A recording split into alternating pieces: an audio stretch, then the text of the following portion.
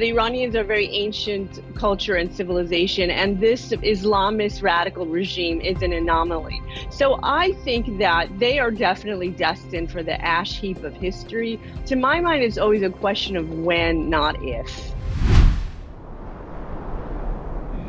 Iran's regime just marked 46 years since it took power in the Iranian Revolution, decades of terror and misery, not only for the region, but especially for the Iranian people. But there are now signs that the Ayatollahs are in serious trouble, both at home and abroad. Could 2025 be a year of reckoning for the world's #1 state sponsor of terrorism?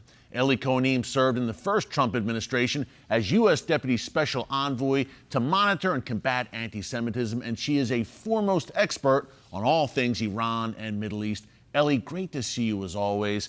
Hey, Benjamin Netanyahu on Sunday reiterated the point that Iran will not become a nuclear power on his watch. President Trump has said it repeatedly since taking office again a few weeks ago, between Bibi and Trump being very adamant about preventing a nuclear Iran.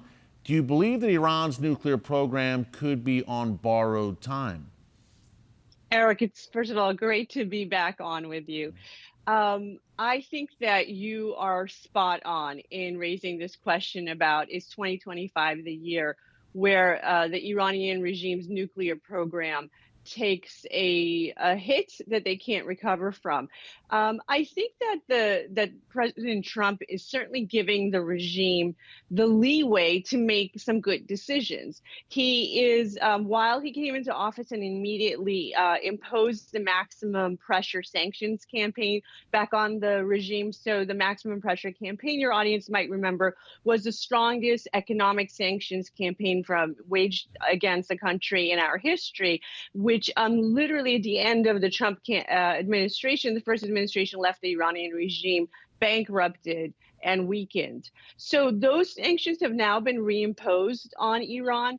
But at the same time, President Trump is giving the Iranian regime the ability to perhaps strike a deal where they would willingly give up their nuclear program. But at the same time, Eric, we're hearing that the Israelis are planning for a potential strike. The regime can either peacefully and willingly give up the program, or they might have it taken away without their happy consent. Yeah, great point, Ellie. It seems like President Trump, as you said, is giving Iran essentially one last chance, one last lifeline, so to speak, to agree to give up its nuclear program. And if they don't, Israel may very well unleash hell on the Iranian regime, in particular its nuclear program. Speaking of Iran, Ellie, I mentioned at the top that the Iranian people have been the main victims of this evil regime. Is there any chance, as unrest grows, we see major protests at Tehran University recently against the regime, is there any chance that we see what we've all been hoping for, I think, for years, the Iranian people finally raising up and overthrowing this regime and establishing a new Iran? Is that possible in the near future, perhaps?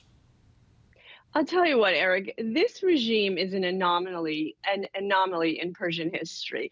The Persian civilization is one of the most ancient in the world. And I think your audience recognizes King Cyrus, who gave the Jews the freedom back in the First Temple period to go back and rebuild the temple. So we are, the Iranians are very ancient culture and civilization, and this Islamist radical regime is an anomaly. So I think that they are definitely destined for the ash heap of history. Yeah. To my mind, it's always a question of when, not if. Yeah, Ellie, great point. And speaking of Iran and the terror it has sown across the region, I think of Hamas, of course. We've got the hostage exchanges right now happening. Between Hamas and Israel, thank God, hostages being released from Gaza. Secretary of State Marco Rubio talked about this, and he basically said, look, Israel needs to do what it needs to do. But Ellie, looking forward, and President Trump has presented what I think is a revolutionary plan for Gaza. Looking forward, when the dust settles, what do you see coming down the pike potentially for Gaza? Do you think President Trump's plan could work, that could be put into practice? We see Gazans relocated to other Arab Muslim countries, and Gaza is finally built into something positive courtesy of President Trump. Yeah, absolutely. President Trump has now reshaped the paradigm in the Middle East. And I do expect that we're going to see a really a brand new map of the region. In terms of Gazans, Eric, the Gazan Palestinians are the only population in the world where when there is a war where they're living, they are not given any opportunity to leave a war zone. Yeah. And the reason that is, Eric, is because the Palestinians have always been used as political pawns against Israel to create this, Israeli-Palestinian conflict that is supposed to have no end.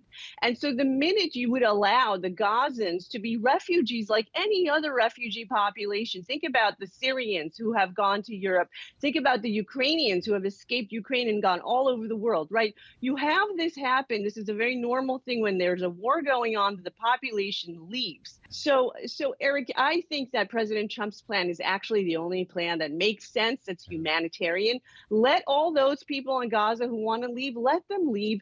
There are countries that will take them in as refugees. And at that point, we also, I think, must work on de-radicalization. I've written about denazification of the Gaza population and the Palestinian population as a whole. And when you do that, and then you move on to rebuilding Gaza in a new way, right? We cannot return to everything that failed that region leading up to October 7th.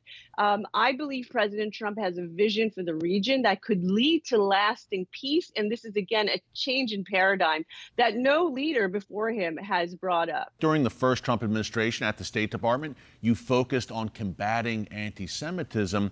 And we see an explosion since October 7th right here in America, Europe, of course, but here in America. And Ellie, we saw it again just this week in Borough Park, Brooklyn. Pro-Hamas mobs, anti-Semitic mobs in a largely Jewish neighborhood taking to the streets and attacking the Jewish residents of this neighborhood. How alarmed are you by these physical manifestations of anti-Semitism on the streets of America?